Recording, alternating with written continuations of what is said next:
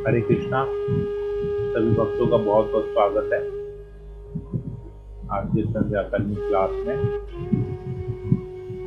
तो हम लोगों ने इस प्रकार चर्चा किया था कल कि भगवान रामचंद्र लक्ष्मण विश्वामित्र मुनि के साथ जाते हैं और उनकी सहायता के लिए, उनको असिस्ट करने के लिए जाते हैं। इस प्रकार विश्वामित्र मुनि जो है यज्ञ कर रहे होते हैं तो असुर उन्हें परेशान करते हैं। तो भगवान रामचंद्र और लक्ष्मण आते हैं, उनकी सहायता करते हैं। उनको वो जाते हैं अयोध्या और दशरथ महाराज से रिक्वेस्ट करके उनको लेके आते हैं अपने साथ। और किस प्रकार वो फिर हमने पढ़ा कि किस प्रकार वो अहल्या का भी उद्धार करते हैं और अभी वो लोग मिथिला के अंदर प्रवेश करते हैं। यहाँ तक हमने कल चर्चा किया था। क्यों मिथिला में प्रवेश किए? क्योंकि वहां पर शिव जी का धनुष पिनाक वहां पर पड़ा हुआ था, उसका दर्शन करने के लिए। और वहां पर एक प्रतियोगिता आयोजन की हुई थी, साथ ही साथ सीता का स्वयंवर भी हुआ था कि जो भी व्यक्ति उस धनुष को उठाएगा उससे जो है सीता का विवाह, जनक महाराज सीता का विवाह उससे करेंगे। परंतु अभी जब ये लोग आ रहे हैं मिथिला में, जब प्रवेश किए, तो राम को और लक्ष्मण को ये नहीं पता कि यहाँ पर ऐसा कुछ है। तो लोग विश्वामित्र के साथ वहां पर आते हैं केवल उस धनुष को देखने के लिए। और जनक महाराज उस धनुष के बारे में बताते हैं, किस प्रकार मिथिला में वो धनुष आया था, शिव जी का धनुष, और किस प्रकार बहुत सारे क्षत्रियों ने प्रयास किया था उसको उठाने का, पर कोई उसको उठा नहीं पाया। रावण ने भी प्रयास किया था परंतु रावण भी उठा नहीं पाया। किंतु जब सीता 5 साल की थी, सहेलियों के साथ खेल रही थी, तो उसने उस धनुष को कितनी आसानी से उठा लिया। तो अगर हम लोग टेक्निकली देखेंगे तो सीता जो है रावण से ज्यादा शक्तिशाली है। सारे क्षत्रियों से ज्यादा शक्तिशाली सीता है, क्योंकि सीता उस धनुष को उठा के आराम से खेल के, फूल पत्ते तोड़ के और वापस उस धनुष को जाके रख दिया था। जबकि उस धनुष को उठाने के लिए 3000 क्षत्रियों की आवश्यकता पड़ती थी। तो ये सीता का इसमें बताया गया है। तो अभी हम लोग आगे करते हैं, जहां पर रामचंद्र लक्ष्मण विश्वामित्र सहित मिथिला में अंदर प्रवेश किए हैं। ओम नमो भगवते वासुदेवाय। ओम नमो भगवते वासुदेवाय। ओम नमो भगवते वासुदेवाय।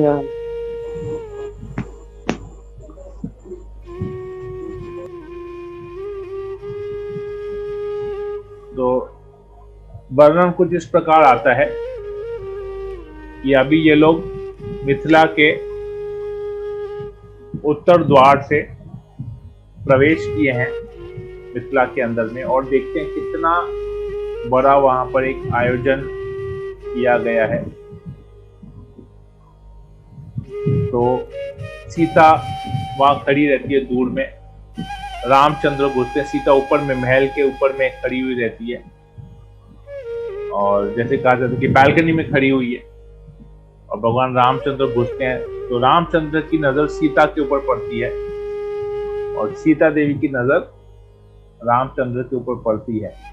और जैसे दो लोग एक दूसरे को देखते हैं, तुरंत राम के मन में विचार आता है कि ये सीता, अब इनको एक दूसरे को पता नहीं है, राम को पता नहीं है कि ये सीता है और सीता को पता नहीं है कि ये राम है। ये एक्चुअली इस प्रकार, ऐसे तो भगवान है और भगवान की लक्ष्मी दो जानते हैं, परंतु ये योग माया की शक्ति इस प्रकार है कि वो लोग एक दूसरे को चाहते हैं रस आस्वादन करने के लिए, लीला का रस आस्वादन करने के लिए। योग माया शक्ति इतनी प्रभावशाली है उस समय कि वो एक दूसरे को नहीं पहचान पाते हैं। तो राम केवल सीता की तरफ देखते हैं और मन ही मन में सोचते हैं कि अगर मैं विवाह करूंगा तो इससे करूंगा। सीता के रूप को देख के, सौंदर्य को देख के इतने आकर्षित हो जाते हैं, कहते हैं कि अब मैं कभी विवाह करूंगा तो मैं केवल इसी से ही करूंगा। सीता भी जब रामचंद्र को देखती है तो इतना आकर्षित हो जाती है उनके रूप को देख के, तो वो भी मन ही मन में सोचती है कि अगर मैं किसी से विवाह करूंगी तो इसी व्यक्ति से ही, इसी पुरुष से करूंगी। रामचंद्र सोचते मैं इसी स्त्री से मैं विवाह करूंगा। तो इस प्रकार अंदर आते हैं ये लोग और वहां पर जनक महाराज जो है विश्वामित्र का स्वागत करते हैं और फिर पूछते हैं ये आपके साथ ये जो दो युवक है, नवयुवक है, ये कौन है? तो इनका इंट्रोडक्शन देते हैं विश्वामित्र। कहते हैं कि ये लोग दशरथ पुत्र राम और लक्ष्मण हैं और वहां पर आए हैं, ये लोग यहाँ पर मिथिला में आए हैं। तो मैंने उनको बताया कि किस प्रकार आपके पास एक ऐसा विशेष धनुष है, स्पेशल धनुष है, शिव जी का धनुष है। तो ये लोग उस धनुष को देखने के लिए आए हैं। तो तो जनक महाराज कहते हैं बहुत अच्छा, मैं जरूर इनको, राम और लक्ष्मण को जरूर ये धनुष दिखाऊंगा। और साथ ही साथ ये भी कहते हैं क्योंकि राम को देख के इतने जनक महाराज जी इतने आकर्षित हो जाते, कहते इतना सुंदर रूप रहता है भगवान रामचंद्र का, तो देख के इतने मंत्रमुग्ध हो जाते हैं।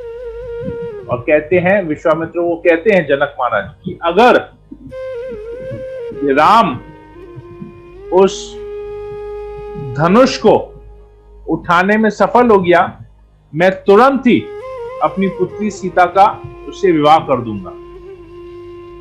तो ये कहते हैं जनक महाराज विश्वामित्र को, और फिर अपने मंत्रियों को आदेश देते हैं कि वो धनुष को लेके आओ और इनके सामने प्रस्तुत करो। तो वो धनुष जो है एक बहुत बड़े डब्बे में, बहुत बड़े बॉक्स में पड़ा हुआ था और उस बॉक्स में 8 बड़े बड़े पहिए लगे हुए थे जिससे वो खींच के लेके आते थे। उसको खींच के लाने में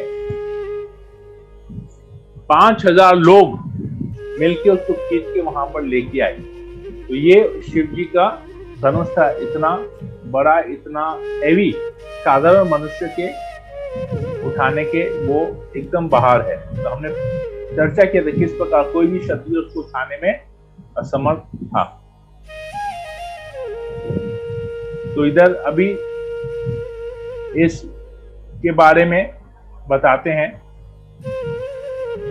जनक महाराज बताते हैं इसके बारे में, इस धनुष के बारे में कैसे बताया, क्या बताते हैं? न एतत् सुरं गण सर्वे सासुरा न च राक्षसा गंधर्व यक्ष प्रवरा स किन्नर महोरगा क्व गति मानुषाणां च धनुष अस्य प्रापुरणे आरोपणे समायोगे विपने तोलने अपि वा। कहते न एतत् सरागण सर्वे सासुरा। तो कहते हैं इसको कोई भी देवता आज तक इसको उठा नहीं पाया है, सारे असुरों ने भी प्रयास कर लिया है, वो लोग भी उठा नहीं पाए हैं। साथ ही साथ सारे राक्षसों ने भी प्रयास कर लिया है। राक्षसों के यहाँ पर रावण का, जो रावण राक्षसों का राजा था, तो राक्षसों ने भी प्रयास किया है, वो भी उसे उठाने में असमर्थ रहे हैं। गंधर्वों ने भी प्रयास किया, वो भी नहीं उठा पाए। यक्षों ने भी प्रयास किया, वो भी इसको उठा नहीं पाए।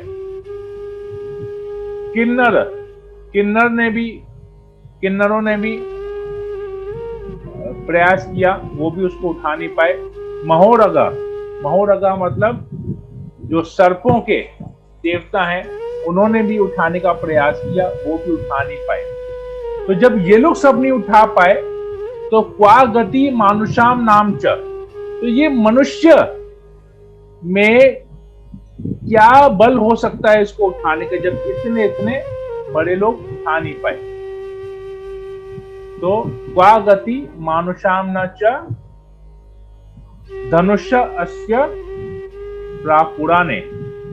तो अभी इस धनुष को कैसे उठा पाएंगे, कैसे उससे निशाना लगा पाएंगे, कैसे उस धनुष को तान पाएंगे, ये समायोगे विपना तोलने अपीवा, ये संभव नहीं है किसी का भी, मनुष्य का तो संभव ही नहीं है, क्योंकि ये कितना भारी है, इसको कोई पकड़ भी नहीं पाएगा।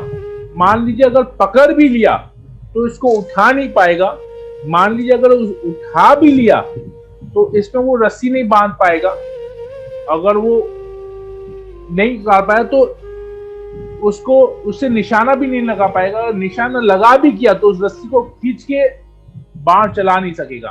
तो ये सब बात जनक महाराज यहाँ पर बता रहे हैं। ये सब बात जब जनक महाराज सुनते हैं, विश्वामित्र जब सुनते हैं, जनक महाराज जब विश्वामित्र को बताते हैं, तो विश्वामित्र तुरंत रामचंद्र को आदेश देते हैं। विश्वामित्र स रामत्सु श्रुत्वा जनक भाषितम् वत्स राम धनुपश्य इति राघवम् अब्रवीत्।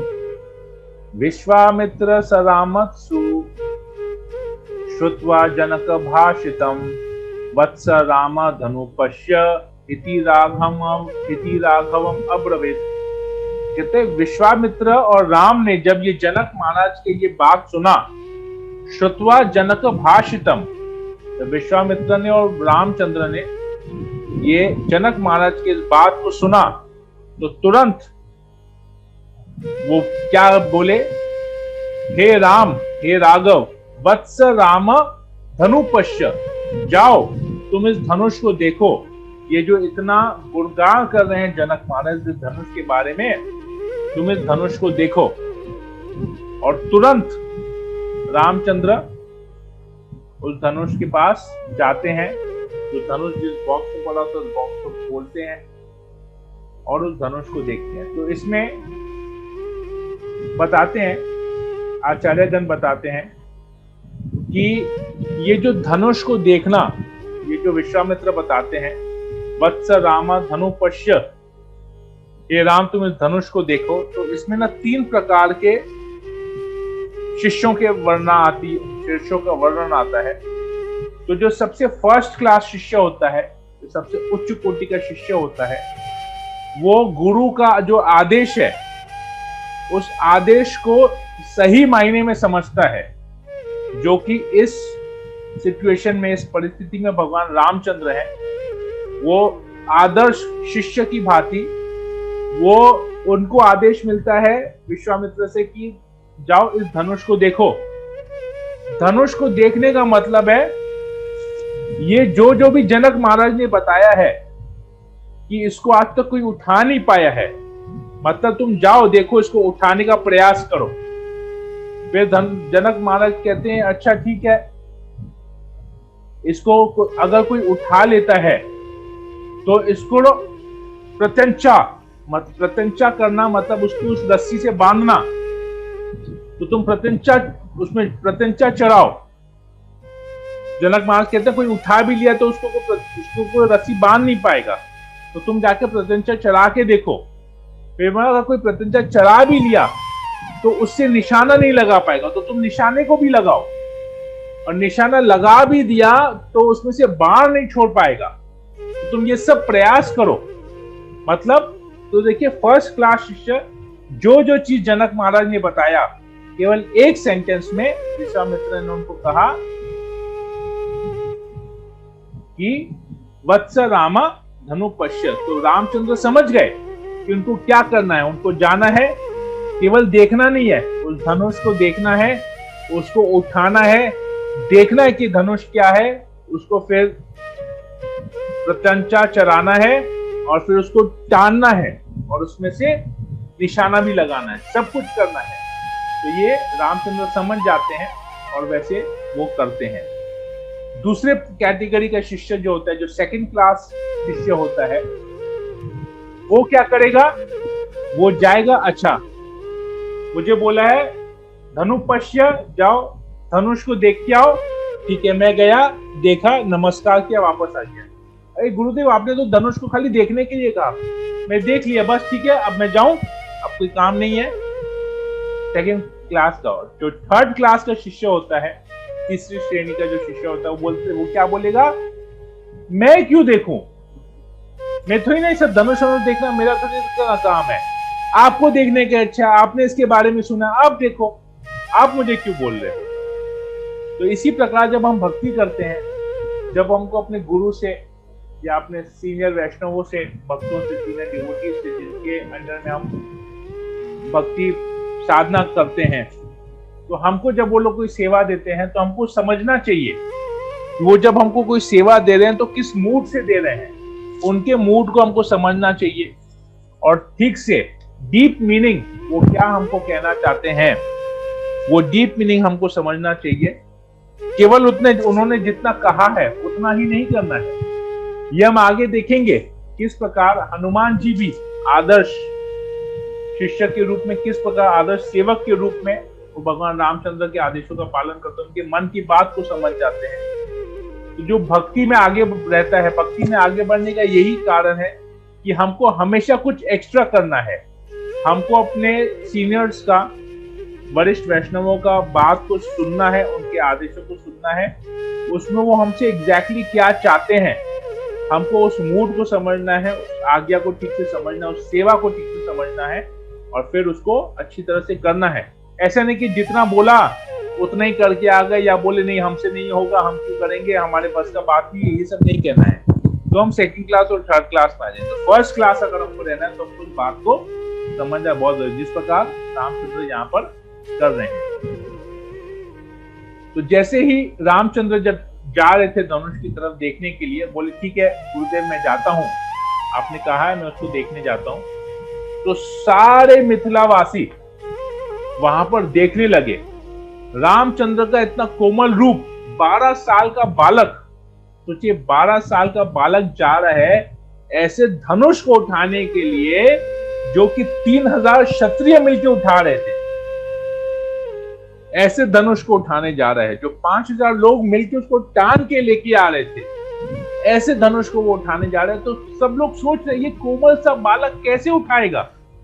फिर मन ही मन में आ रहा है नहीं, इसमें जरूर कोई बात है। इसके शरीर को देख के, इसके हाल चाल, इसके चाल चलन को देख के, इसके चेहरे को देख के, इसकी आंखों को देख के लग रहा है कि अगर ये कोई धनुष उठा सकता है तो केवल यही उठा सकता है। हमने आज तक इतने लोगों को देखा है कि सब लोग आते थे पर इस जैसा आकर्षक कोई नहीं था, इस जैसा कोई था ही नहीं। तो जरूर इसमें कोई बात है, तो जो ये धनुष उठाने में सामर्थ होगा। तो ये लोग क्या करते हैं, मतलब इतना इसमें सुंदर तरीके से वर्णन आता है कि सब लोग जो है ना पलक भी नहीं झपका रहे थे कि कहीं पलक झपकाते झपकाते में रामचंद्र उठा नहीं ले और वो हमसे दृश्य मिस नहीं हो जाए, वो सीन हमसे मिस नहीं, हम देख नहीं पाए। तो पलक भी नहीं झपका रहे थे लोग, तो ऐसे अपने ऐसे पलकों को पकड़ के रखे थे कि बंद नहीं हो, अब बंद होगा नहीं, हम पकड़ के रखे, इसको बंद नहीं होने देंगे कि हमसे 1 सेकंड का भी ये एक्शन या ये पूरा ड्रामा, ये पूरा सीक्वेंस हमसे मिस नहीं हो जाए। इस प्रकार के मिथिलावासी देख रहे थे, ऐसा सोच रहे थे।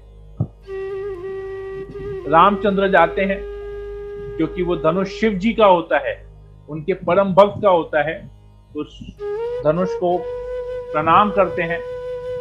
शिव जी भी जो है बहुत प्रसन्न होते हैं। शिव जी पूरा नजारा देख रहे होते हैं कैलाश से बैठ के, इस सारा नजारा देख रहे, अरे बोलते आनंद, शिव जी तो एकदम आनंद में है।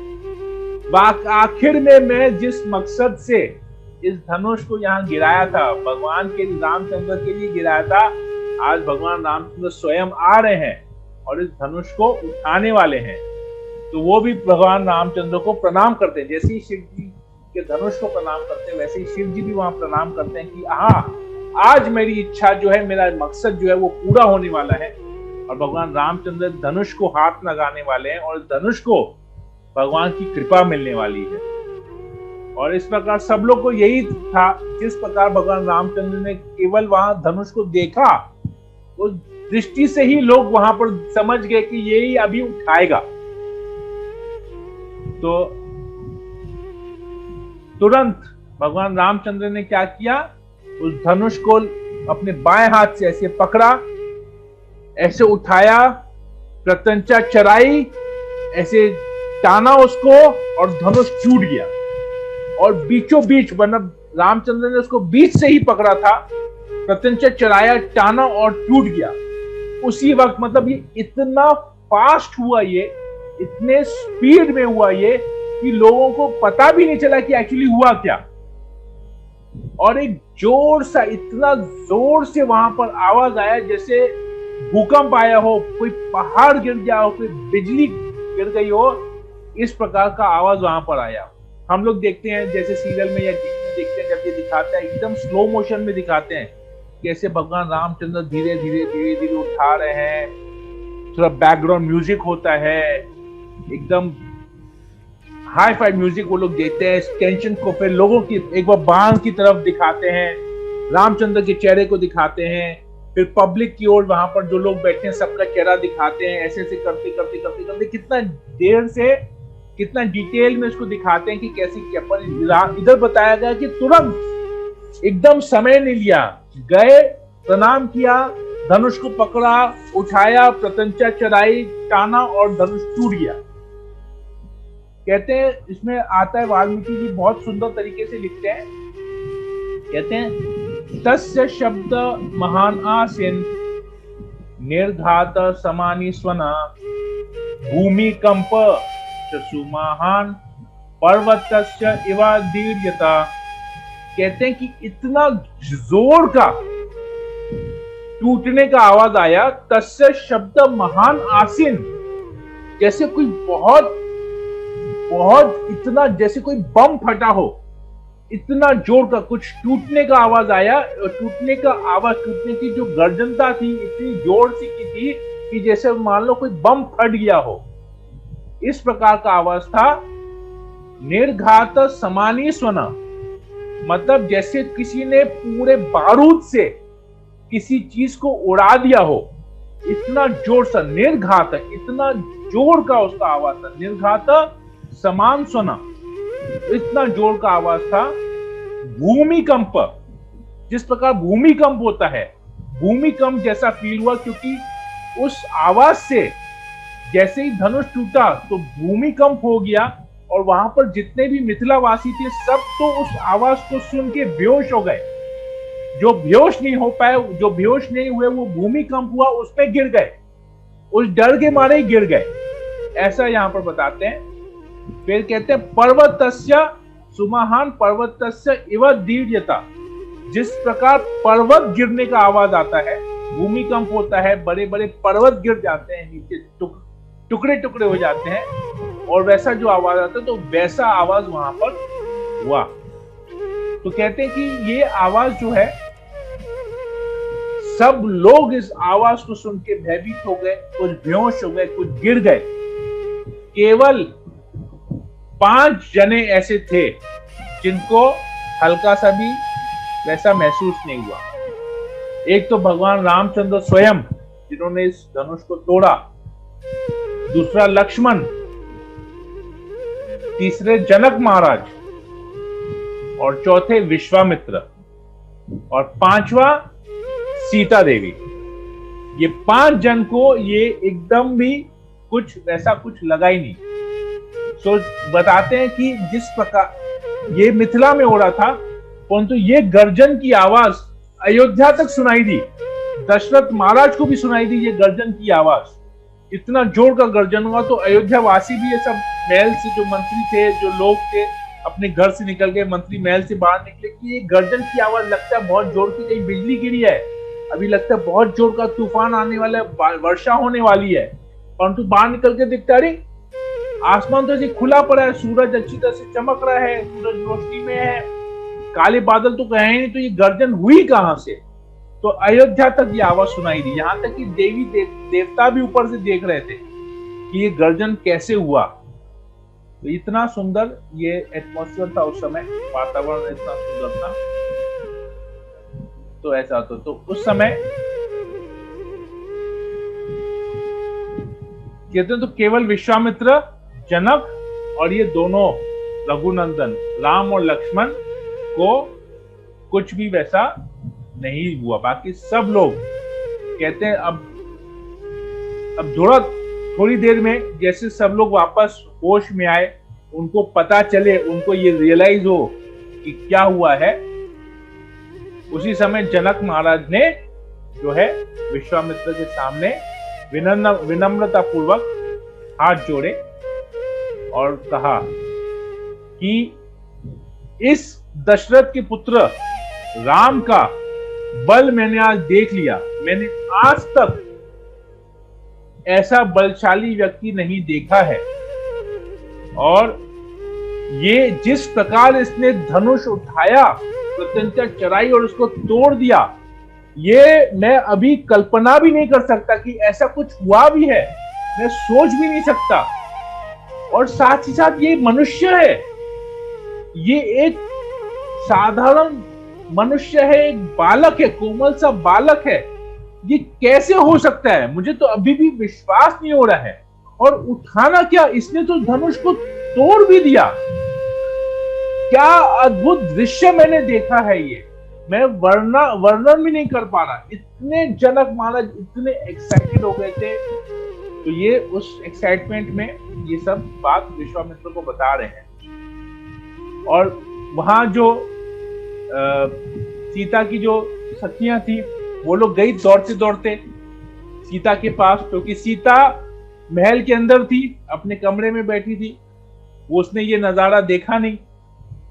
क्यों? क्योंकि वो रामचंद्र को जब उसने आते हुए देखा था मिथिला के अंदर प्रवेश करते हुए, तभी जो उसने रामचंद्र का चेहरा देखा, पूरा शरीर रामचंद्र का जो दर्शन किया, अब उसके पूरे मन में, हृदय में, सोच में, ख्याल में केवल वही रामचंद्र का वही रूप चल रहा है। वो इतना मग्न हो गई, इतना मुग्ध हो गई, उसमें इतनी मग्न हो गई भगवान को, राम को, रूप को देख कि वो बार बार केवल वही दृश्य उसके सामने आ रहा है। उसको समझिए पूरे दुनिया से कट ऑफ हो गया ये, वो उसको कुछ पता नहीं चल रहा है कि क्या है, बाहर क्या हो रहा है, नहीं हो रहा है। तो वहां पर उसकी सहेलियां दौड़ते दौड़ते आई और कहा, सीता सीता, शिव जी का धनुष टूट गया। बोला अच्छा, किसने तोड़ा? बोला वो राम राम बोल के कोई एक बालक आया है, उसने इस धनुष को तोड़ा है। चलो चलो चलो, जनक महाराज ने कहा है कि तुम्हारा विवाह उसके साथ कराएंगे, तो चलो चलो, अभी स्वयंवर का समय हो गया है, चलो यहां से। अब सीता बोलती, अच्छा मुझे तो कुछ पता ही नहीं चला। चलो ठीक है, अब पिताजी की आज्ञा है तो उसके साथ विवाह करना पड़ेगा। परंतु मन ही मन में सोच रही, मैंने तो निश्चय किया था उस व्यक्ति के साथ जिसको मैंने सुबह देखा, मुझे उसके साथ विवाह करना है। पर ठीक है, तो वो सीता वहां से आती है, वहां पर धीरे धीरे चलते आती है, सखियों के साथ आती है, घूंघट ओढ़ी हुई रहती है और सर नीचे रहता है, आती है और रामचंद्र के सामने खड़ी रहती है। तो वहां पर क्योंकि चेहरा नीचे रहता है, तब जब रामचंद्र आ रहे थे तो वो सीता ऊपर की तरफ थी, उसने पूरे रामचंद्र को ठीक से देखा। रामचंद्र ने भी सीता को देखा था, तो चेहरा देखा था। और इधर अब सीता खड़ी है, अब वो तो देख नहीं पाई क्योंकि घूंघट ओढ़ा वो नीचे की तरफ देख रहे। तब उसकी नजर वो रामचंद्र को देख नहीं पा रही है, तब उसकी नजर रामचंद्र के चरणों में गई। तो चरणों से उसने पहचान लिया कि यही वो व्यक्ति है जिसके बारे में मैं स्मरण कर रही हूं। अच्छा, इसी का ही नाम राम है। तो सीता बहुत खुश हो गई कि मैं पूरा दिन जिसके बारे में सोच रही थी, जिसको मैंने मन ही मन में सोच लिया था कि अगर मैं विवाह करूंगी तो इसी व्यक्ति के साथ करूंगी, तो अभी वो व्यक्ति वहीं पर ही खड़े हैं मेरे सामने और मुझे उनको वरमाला पहनानी है। अब दूसरी तरफ रामचंद्र वो बोल रहे हैं, मैं जब प्रवेश किया तो मैंने एक कन्या को देखा, मेरे मन में अभी वही है, मेरे हृदय में, मेरे सोच में वही है। मैंने तो ठान लिया कि विवाह करूंगा तो उसी से करूंगा, परंतु अब ये कौन है, अब मैं तो उसको जानता ही नहीं हूं, ये कौन सी राजकुमारी है मुझे पता नहीं है।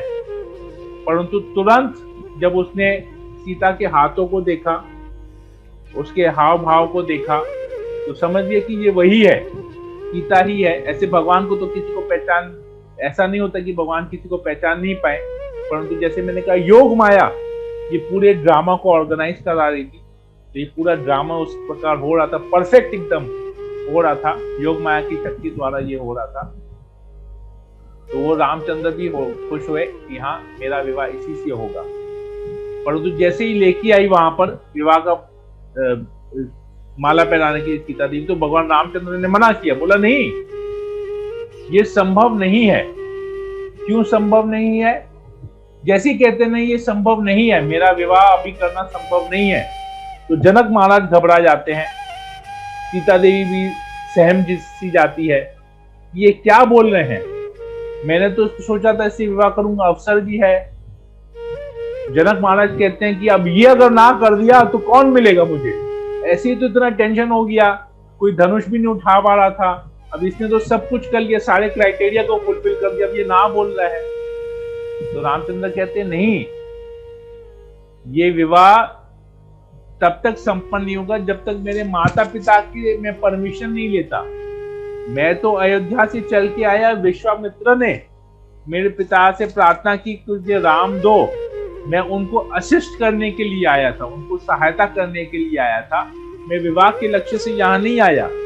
यहाँ पर भी मुझे पता नहीं था कि ऐसा कुछ स्वयंवर है या ऐसा कुछ शर्त, ऐसा कुछ कंडीशन रखा हुआ है, ऐसा कोई प्रतियोगिता है यहाँ पर जो मुझे जीतना और मैं सीता को, मुझे मिलेगी सीता से, मैं विवाह करूंगा, मुझे तो कुछ पता नहीं है, मैं तो केवल विश्वामित्र की आज्ञा का पालन कर रहा था, तो ये मेरे लिए अभी संभव नहीं है। तो सीता जब ये सुनती है तो और आनंदित हो जाती है। क्यों और आनंदित हो जाती है? तो आचार्य बताते हैं कि 3 कारण है। सीता हमेशा सोचती थी कि मेरा जिससे विवाह हो वो मेरी हमेशा रक्षा करे। दूसरा, वो बहुत बुद्धिमान होना चाहिए। और तीसरा, वो आत्म संयम होना चाहिए उसमें। तो ये 3 चीज, जैसे वो रामचंद्र की इन बातों को सुनती है उससे और आनंदित हो जाता है, क्योंकि ये तीनों बातें उसमें हैं। क्योंकि जो रामचंद्र जब धनुष उठा के तोड़ते हैं तो मतलब वो कितने बलवान हैं, कितने ताकतवर हैं, तो ऐसा व्यक्ति ही सीता की रक्षा कर सकता है। दूसरा, जब उसने कहा कि नहीं, विवाह की बात है तो विवाह की बात में जब तक मेरे माता पिता हाँ नहीं कहेंगे, जब तक वो लोग स्वयं आके इस रिश्ते की मंजूरी नहीं देंगे, तब तक मैं इस रिश्ते को एक्सेप्ट नहीं करूंगा। तो मेरे माता पिता के बगैर, उनकी गैर मौजूदगी में मैं ये विवाह नहीं कर सकता। तो इससे पता चलता है कि वो कितने बुद्धिमान है कि जो भी कार्य है बड़े बुजुर्ग के होते हुए हमको अपनी बुद्धि नहीं लगानी है। जब तक हमारे सीनियर्स हैं, हमको उनके ही निर्देश अनुसार, उनके आदेश अनुसार हमको कार्य करना चाहिए। ये बुद्धिमती का कार्य है। और तीसरा, सीता जानती थी कि रामचंद्र उसको पसंद कर रहे हैं, फिर भी अपने आप को रोक के रखे हैं और ये कंडीशन डाला है कि जब तक मेरे माता पिता नहीं आएंगे, वो इस विवाह समारोह में शामिल नहीं होंगे, वो लोग रजामंदी नहीं देंगे, मैं विवाह नहीं करने वाला। तो ये उनका आत्म संयम, सेल्फ कंट्रोल, सेल्फ रेस्ट्रेंट इतना हाई लेवल का है, तो इससे सीता और भी प्रसन्न हो जाती है। तो अभी विश्वामित्र कहते हैं जनक महाराज को कि अभी तुम इनविटेशन लिखो, अब तुम इनविटेशन बनाओ, अयोध्या भेजो, दशरथ महाराज को इनविटेशन, एक चिट्ठी लिखो, एक इनविटेशन लेटर लिखो, और लिखो किस प्रकार लिखो? इस प्रकार लिखो कि रामचंद्र, आपके 2 पुत्र, कुशल पुत्र रामचंद्र और लक्ष्मण अभी मिथिला में हैं। ये लोग निकले थे अयोध्या से, विश्वामित्र के कहने पे वो लोग विश्वामित्र की सहायता करने के लिए निकले। उन्होंने पहले असुर का वध किया, टटका नामक राक्षसी का वध किया, वहां से वो लोग यहाँ पर आए, सुबाहु का वध किया, मरीचि को मार गिराया, मरीचि को तीर लगा तो 100 योजन दूर जाके गिरा। फिर उसने आके अहल्या के ऊपर कृपा किया, उसका उद्धार किया। फिर वो आया मिथिला में आके उसने शिव जी का धनुष उठाया, उसके धनुष को तोड़ा, और उस धनुष को तोड़ने के फलस्वरूप उसने सीता का दिल भी जीता, सीता को भी जीता, सीता से उसका विवाह होने वाला है। तो ये सब कुछ लिखिए और उनको इनविटेशन भेजिए कि अभी आप लोग आइए यहाँ पर और इस पूरे कार्य को संपन्न कीजिए। तो ऐसा विश्वामित्र उनको बताते हैं। इस प्रकार का जनक महाराज एक इनविटेशन लेटर बनाते हैं और अपने सारे मंत्रियों को बहुत कुछ सामग्री लेके, क्योंकि रिश्ता जा रहा है, समधियों के यहाँ जा रहे हैं, तो अपने इनको मंत्रियों को वहां पर भेजते हैं। तो इसके बाद क्या होता है हम लोग इसके बारे में कल चर्चा करेंगे। क्या तो हम लोग यहीं पर ही रखते हैं। इसमें एक छोटी सी बात है, धनुष को उठाने का आचार्य बताते हैं कि धनुष को उठाने का बहुत महत्वपूर्ण यहाँ पर एक रीजन बताया गया है कि किस ये धनुष जो है एक्चुअली रिप्रेजेंट करता है हमारे अहंकार को। हम लोग जो है ना अपने अहंकार को उठा नहीं पाते। क्यों नहीं उठा पाते? अगर हमको कभी कोई कुछ बोलता है तो हम ये नहीं कहते हैं कि आपने मेरा ईगो कह रहा है, कहते हैं नहीं, मेरा सेल्फ रिस्पेक्ट है, मेरा एक आत्मसम्मान बोल की भी कोई चीज होती है। आपने मुझे ऐसा कहा, आपने मेरी बेइज्जती की। हम ये नहीं बोलते आपने हमारे ईगो को हर्ट किया, आपने मेरी बेइज्जती की, मेरे सेल्फ रिस्पेक्ट बोल की कोई चीज है, आत्मसम्मान बोल के कोई चीज है, आपने मुझे सम्मान नहीं दिया, मुझे बेइज्जत किया। हम लोग ये सब चीज बोलते हैं। मतलब हम लोग अहंकार को दूसरे वर्ड्स को यूज करके अहंकार को छुपा देते हैं। अहंकार को हम उठाते नहीं है, अहंकार को खत्म नहीं करते हैं। अहंकार को दूसरा नाम देके, सेल्फ रिस्पेक्ट का, आत्मसम्मान का नाम देके अहंकार को छोड़ देते हैं, उठाते नहीं है। परंतु यहां पर बताया गया है कि जितने भी लोग थे, इतने सारे क्षत्रिय थे, कोई भी उस धनुष को उठा नहीं पाया, कोई भी अपने अहंकार को उठा के तोड़ नहीं पाया। परंतु रामचंद्र ने, तो ये जो धनुष है हमको रिप्रेजेंट करता है, हमारे अहंकार को रिप्रेजेंट करता है। तो हम जब अपने आप को पूर्ण रूप से राम के प्रति शरणागत कर देते हैं, भगवान के चरणों में शरणागत कर देते हैं, तो केवल भगवान में ही ये शक्ति है कि वो हमारे अहंकार रूपी धनुष को तोड़ सकते हैं। तो हमको अगर अपना अहंकार खत्म करना है तो हमको अपने आप को प्रभु के चरणों में पूर्ण रूप से समर्पण करना पड़ेगा, तभी हमारा अहंकार जाएगा। ठीक है, तो हम लोग इसको आज यहीं पर ही रखते हैं। किस प्रकार अब जनक महाराज यहाँ पर आते हैं मिथिला में, बहुत सुंदर डिस्क्रिप्शन है उसका, किस प्रकार विवाह होता है, क्या होता है, कैसे होता है, इसके बारे में हम कल फिर चर्चा करेंगे। सियावर रामचंद्र की जय। हरे कृष्णा कृष्ण कृष्ण हरे हरे, हरे राम राम राम हरे हरे। जगत गुरु शिला प्रभुपाद की जय। हरे कृष्णा।